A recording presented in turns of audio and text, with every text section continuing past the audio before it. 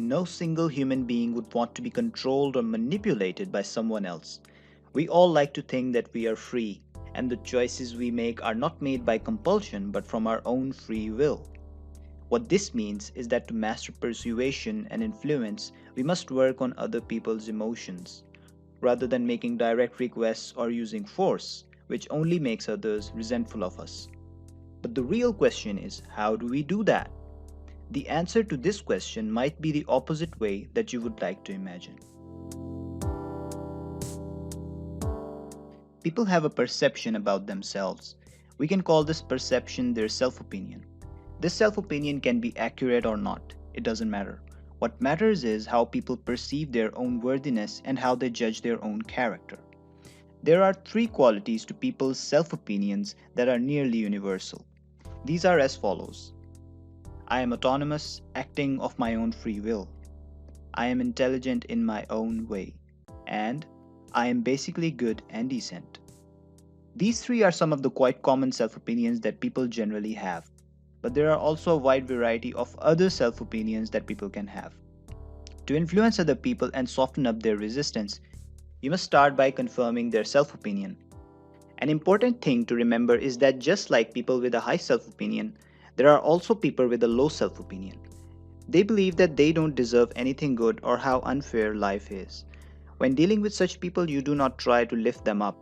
This will clash with their belief that the world is against them and that they really do not deserve such good things. They will discount your ideas and resist you. Instead, you must work from within their self opinion, empathizing with the injustices in their life and the difficulties that they have faced.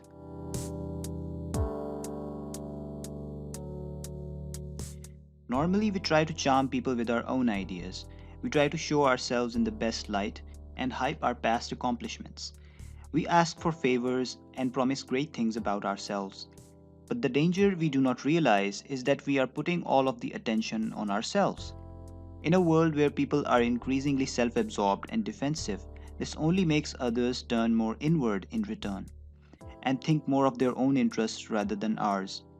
What is so annoying is that even after they refuse to give us what we want, we still continually keep butting up their resistance, trying harder and harder to convince them, only to our dismay.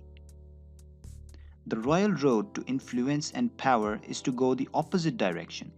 Put the focus on others, let them do the talking, and let them be the stars of the show.